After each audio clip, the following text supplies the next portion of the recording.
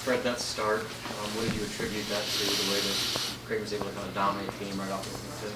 Well, the biggest thing was we were not getting back in transition, and we were taking the ball out of the net, and we weren't locating their shooters, and obviously they gained a lot of confidence with that. It was the number one thing we talked about going into this game was finding a way to get back and slowing them down. It's the most talented offensive team by a long shot that we had played to this point, and you have to do the little things to get back and at least try to slow them down and make them execute in the half court.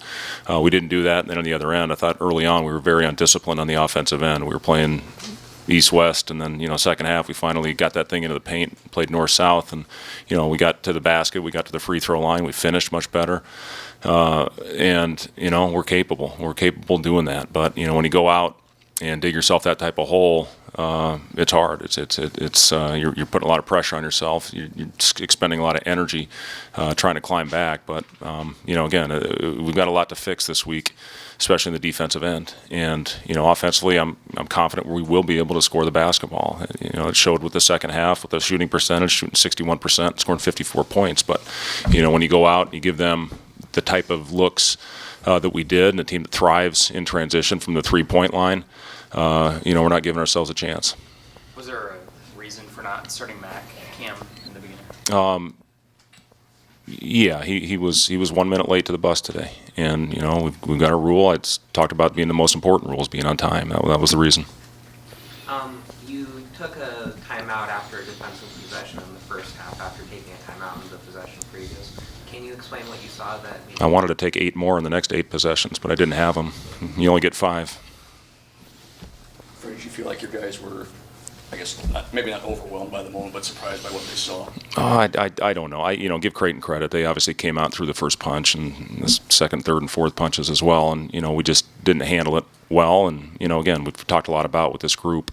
We got to find a way to battle through the tough times, and we've got players that we got to find a way to learn from it and be better the next time we step on the floor, and that starts with practice on Monday. We're going to have a great week heading into another tough environment on Friday in Indiana. We got a heck of a stretch that we're going through right now, and we got to find a way to compete better. We got to come out of the locker room better. For the most part, I think we have gotten off to pretty decent starts. The last 2 being the exceptions, and we're true road tests. And we got another one on Friday, and we have to handle it better. Thor, you obviously were on the court. What was the biggest difference that you saw from you and your teammates in the first 15 minutes and the second half?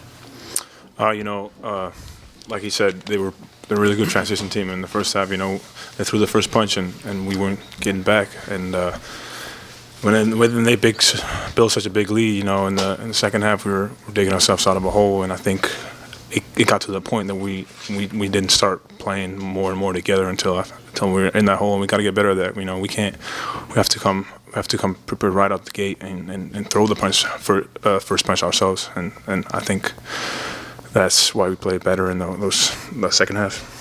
Were you guys able to take something out of playing better in the second half, the way you guys maybe stayed together and tried to fight back a little bit? Yeah, for sure. We have to build on that, and we obviously see what we can do. We scored 50-plus points in the second half.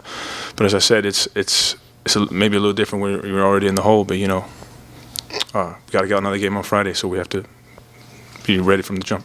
Fred, Zagorowski, when he gets around that ball screen and gets downhill a little bit, was he your defense where he can make a decision at 3 different levels? How tough is he? He's tough. He's a heck of a player, and we obviously knew coming in he was a heck of a player.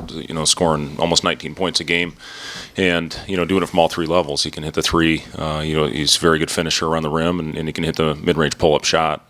We went to a switching defense at the smaller lineup, and that got us going a little bit. But again, with things like this, when they happen to you, you have to find ways to improve on the things that aren't sharp, that aren't good, and you have to find a way to build on the things that we did do well. And Thor said it. We did have some positive things happen in the second half. But if you don't play a complete 40 minutes against a team like this, it's going to be a tough night. But I got off the question. He's a hell of a player.